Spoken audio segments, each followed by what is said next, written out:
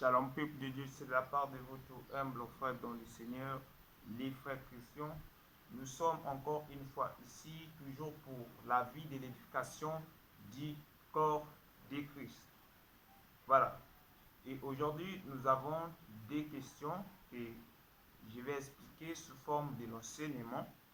Et je vais répondre à ces questions-là sous forme de l'enseignement. Voilà. Je bénis toutes les bien-aimés frères et sœurs qui sont en train de nous suivre maintenant. Que Dieu vous bénisse abondamment, que Dieu vous accorde quelque chose de spécial afin que nous puissions bénéficier de ce que Dieu nous a préservé pendant ce moment de la dispensation. Voilà. Saint-Esprit de Dieu, Père de gloire, je recommande ce moment favorable entre tes mains. J'ai besoin que tu viennes dominer et que toi-même, que tu sois au milieu de nous, comme dit les Écritures, que là où 2 ou 3 personnes est assemblées à ton nom, tu es au milieu d'eux. Vraiment, nous avons besoin que tu puisses te manifester parmi nous pour que nous puissions bénéficier de quelque chose qui vient de ta part. Bénis mon frère, bénis ma sœur, ouvre nos esprits afin que nous puissions comprendre les Écritures.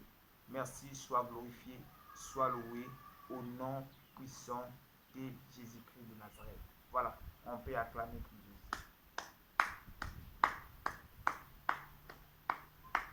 Voilà. Donc, nous sommes en train de parler. Nous sommes en train de répondre les 2 questions. La première question est comment on peut faire pour avoir l'onction? Et la deuxième question est l'onction est-elle seulement pour les hommes de Dieu? Voilà. 1. Comment on peut faire pour avoir l'onction? Voilà. Pour avoir l'onction, la première chose que nous devrions savoir, c'est d'abord être converti ou bien être né de nouveau. Et maintenant, pour celui ou celle-là qui n'est pas encore converti, c'est impossible pour eux d'avoir l'onction. 2. Pour que nous puissions aussi avoir l'onction de Dieu, il faut que nous puissions amener une vie de consécration, c'est-à-dire la mise à part. Il faut aussi que nous puissions lutter contre le péché ou bien défier les péchés pour que nous puissions avoir l'onction. Pourquoi?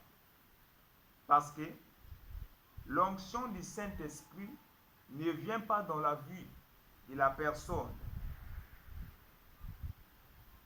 qui ne lutte pas contre le péché ou bien qui ne défie pas le péché.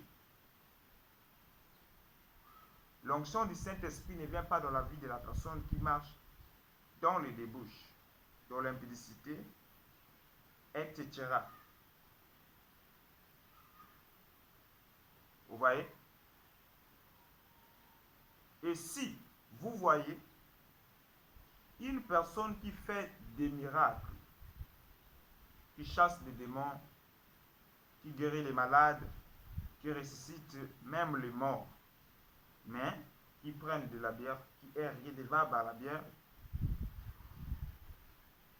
qui est polygame et qui est impudique, idolâtre et qui ne croit pas que Jésus-Christ est venu en chair. Mais vous voyez qu'il fait les miracles, il guérit des gens, il fait des choses extraordinaires, le prodige. Sachez que cette personne-là n'a pas l'onction du Saint-Esprit. Ce que vous êtes en train de voir en lui là, c'est l'onction qui vient de la part de l'ennemi. Vous voyez?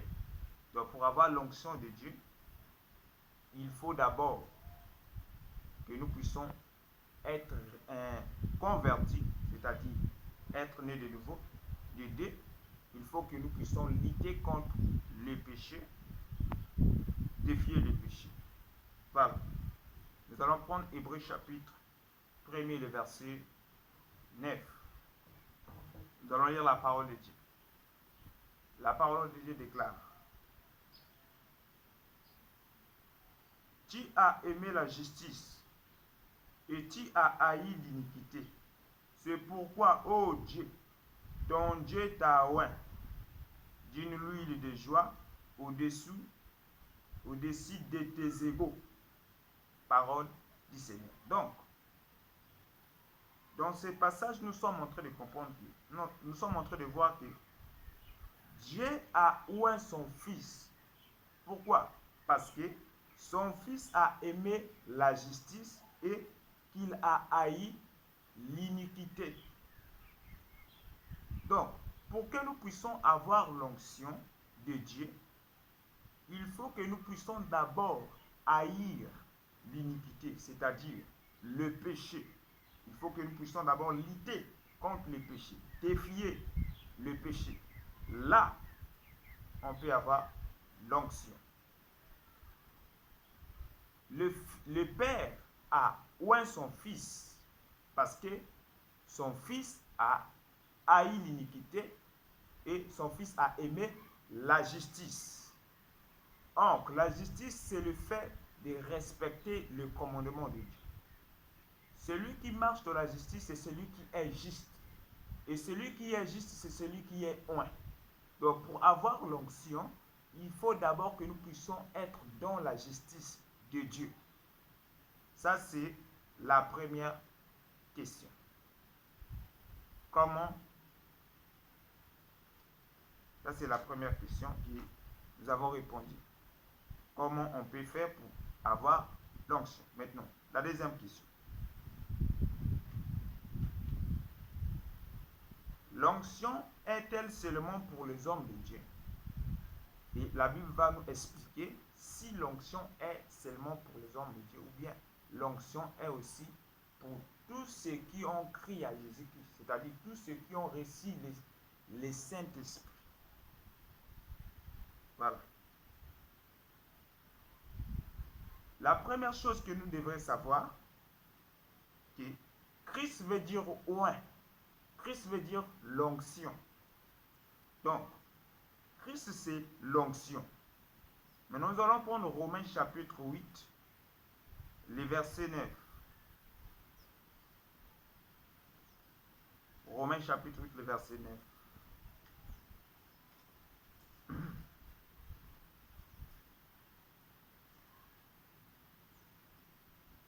Voilà. Lisons la parole du Seigneur. La Bible déclare: Pour vous, vous ne vivez pas selon la chair, mais selon l'esprit. Si du moins l'esprit de Dieu habite en vous, et si quelqu'un n'a pas l'esprit de Christ, il ne lui appartient pas. Il ne lui appartient pas. Donc, par là, je suis en train de comprendre que Christ veut dire oint. Donc, celui qui a l'esprit de Christ est oint. Celui qui a l'esprit de Christ a l'onction. Donc, l'onction, c'est le Saint-Esprit.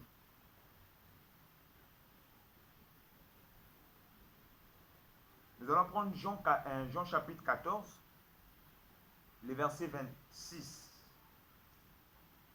Nous allons comprendre aussi quelque chose ici.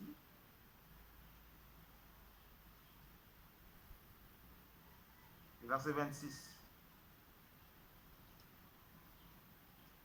Jean 14, 26. Voilà. La parole de Dieu déclare: Mais le consolateur, l'Esprit Saint, que le Père enverra en mon nom, vous enseignera toutes choses et vous rappellera tout ce que je vous ai dit. Nous allons retenir que le consolateur, l'Esprit Saint, que le Père enverra au nom de Jésus,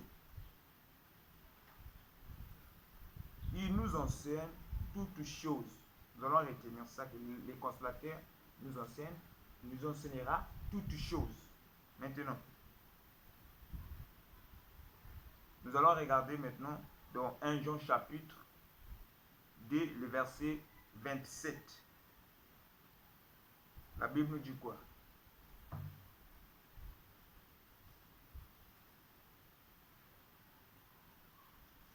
Et dit la Bible ici.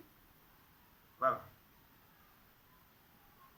1 Jean chapitre 2, le verset 27. Disons la parole du Seigneur. La Bible déclare: pour vous, l'onction que vous avez reçue de lui, demeurez en lui. Et vous n'avez pas besoin qu'on vous enseigne. Mais comme son onction vous enseigne toutes choses, et qu'elle est véritable, et qu'elle n'est point un mensonge, demeurez en lui selon les enseignements qu'elle vous donnera. Parole du Seigneur. Voilà. Donc, dans Jean chapitre 14, le verset 26, la Bible dit que le consolateur que le Père va envoyer, lorsqu'il va arriver, il va nous enseigner toutes choses. Bon, le consolateur est déjà là. Selon ce que la Bible est en train de dire, que le consolateur que le Père va envoyer, il va nous enseigner toutes choses. Maintenant, dans 1 Jean chapitre 2, le verset 27, la Bible déclare que pour vous, l'onction que vous avez reçue de Dieu, il dit que demeurez, qui demeure en vous.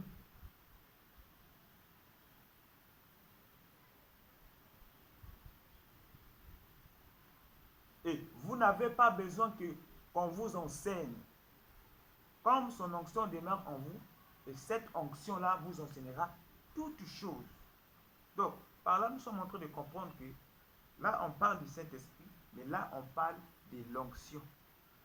L'onction va nous enseigner toutes choses. Vraiment, est-ce que l'onction peut-il enseigner quelqu'un? Donc, nous comprenons que la Bible est en train de parler du Saint-Esprit. Donc, le Saint-Esprit, c'est l'onction. Puisque Christ veut dire ouin. Christ veut dire ouin. Vous voyez? Donc, par là, la deuxième question, nous sommes en train de comprendre que tout celui qui a le Saint-Esprit est ouin. Tout celui qui a l'Esprit de Dieu est ouin. Tout celui qui a le Saint-Esprit a l'onction. Et c'est là où Jésus a dit que, bon, la Bible a dit que ne touchez pas à mes ouins. C'est-à-dire, la Bible veut juste dire que ne touchez pas à tout celui qui a l'Esprit de Dieu. Donc l'onction, ce n'est pas seulement pour les hommes de Dieu. Mais l'onction est pour tous ceux qui ont crié à Jésus-Christ, tous ceux qui ont donné sa vie à Jésus-Christ comme Seigneur et Sauveur, et tous ceux qui a le Saint-Esprit a l'onction. Donc, c'est ça,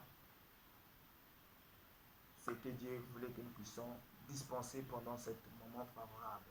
Que Dieu vous bénisse.